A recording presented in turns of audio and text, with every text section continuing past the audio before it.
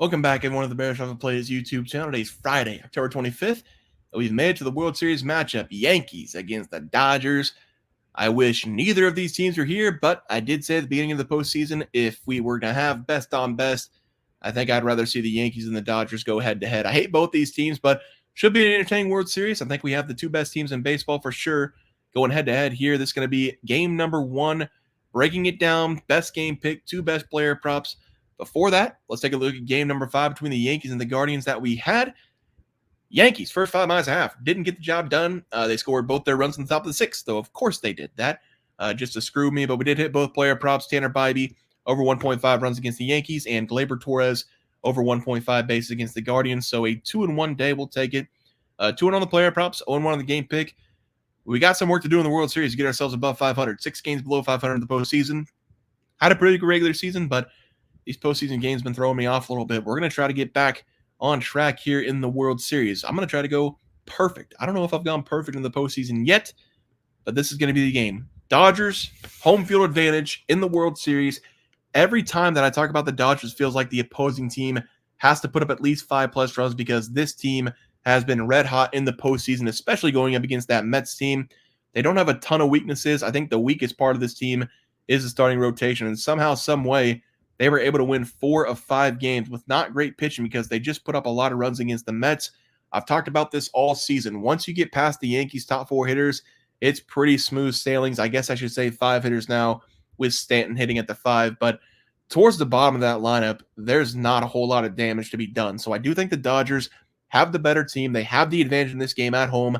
I'm taking the Dodgers on the money line. This is probably going to be the only game that we see ace against ace. It's going to be Garrett Cole for the Yankees going up against Jack Flaherty for the Dodgers. And Flaherty being the ace for this team is kind of crazy because he came over at the trade deadline. His numbers in the regular season were good. His numbers in the postseason, they've been shaky, but the same goes for the other guy on the mound. Neither one of these guys have been Tariq Skubal good in the postseason. Neither one of these guys have been Madison Bumgarner good in the postseason with the Giants whenever he dismantled the Royals in the postseason in 2014. Nobody has a shutdown ace in this series, and that can be a problem for either one of these teams. And it's going to be the biggest problem for whichever team can't hit the ball, with the Dodgers at home riding the momentum of beating a really good Mets team, taking down all 3 of those starting pitchers very easily. I'm going to take them to start things off hot here.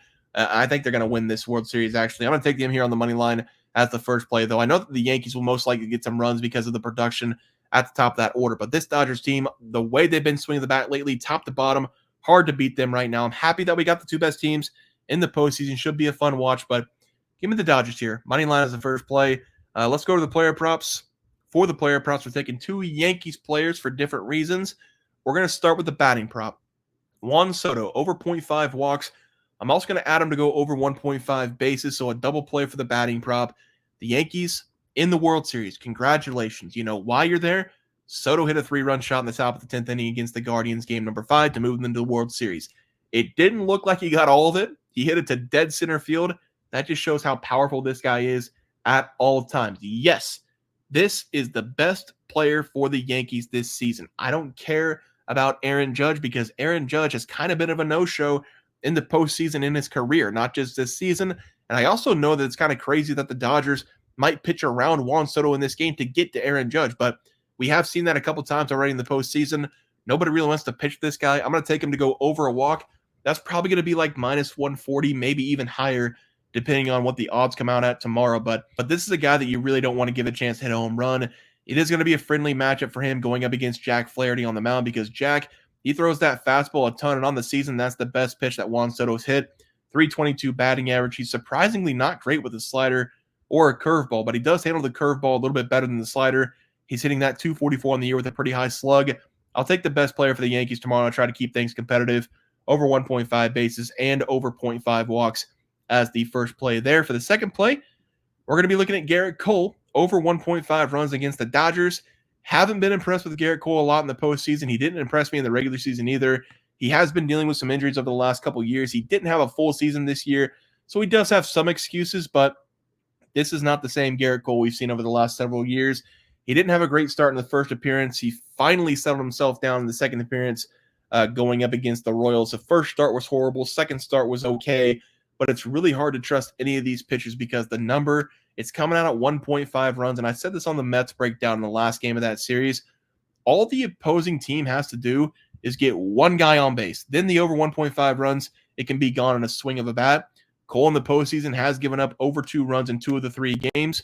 One time against the Royals, only game against the Guardians that he pitched, he gave up 2 runs as well. And neither of his performances against those teams have been clean. He's given up 6+ hits in every start in the postseason so far. So I do think he's going to struggle going up against the best hitting team in baseball. That's left in baseball, I should say, because the Dodgers, they were the best hitting team in the postseason right now, but the Diamondbacks were the best hitting team overall in baseball.